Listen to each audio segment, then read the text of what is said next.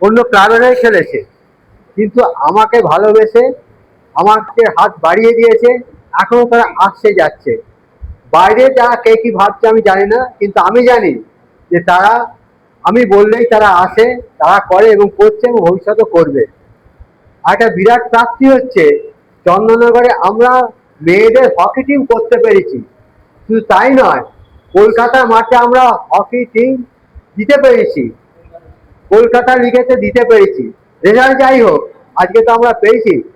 তার জন্য কিন্তু মেয়েদের গার্জেনদের কাছে আমার অসংখ্য ধন্যবাদ। তারা এগিয়ে এসেছেন, তারা না থাকলে কিন্তু আমি এই টিম করতে পারতাম না। আর যে এর পেছনে যার অক্লান্ত পরিশ্রম আছে সে হচ্ছে আমাদের গৌতম। গৌতম নিঃস্বার্থ ভাবে সবকিছু করেছে, আমাদের কাউ কিছু দেখতে হয়নি, ও যা পেরেছে করেছে।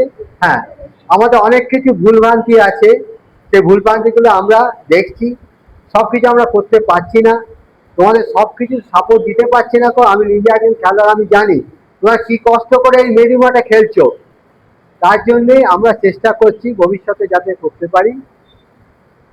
আর একটা কথা, এই তোমরা কোচিং ক্যাম্পে থাকলেও কিন্তু তোমরা ক্লাবের, তোমরা এই ক্লাবেরই ছেলে, তোমরা ক্লাবটাকে ভালোবেসে তোমরা করছো এবং ভবিষ্যতে ভালোবাসবে। এটা প্রাক সুবর্ণ জয়ন্তী, প্রাক সেন্টিনারি বর্ষ, আমাদের সেন্টিনারি হবে 2027 সালে 1 মে থেকে আরম্ভ হবে। আমরা আশা করব ওই বছরে আমাদের পারফরমেন্স আরো ভালো হবে, তোমরাই করবে। আমরা বাইরের উপর ডিপেন্ড করবো না, তোমাদের কাছ থেকে আশা করব এই ক্যাম্পটা, এই কোচিং ক্যাম্পটা যেন চন্দনের মধ্যে উজ্জ্বল দৃষ্টান্ত হয়ে থাকে। আর সামনে ধ্যানচাঁদের জন্মদিন আছে 29, সেদিনকে প্রত্যেক বছরের মতো আমি হয়তো সেদিনকে প্রেজেন্ট থাকতে পারবো না ব্যক্তিগত কারণে, তোমরা মাঠে কিছু অনুষ্ঠান করো, আর পরে তোমরা তো ওখানে যাবেই, সেখান থেকে করো।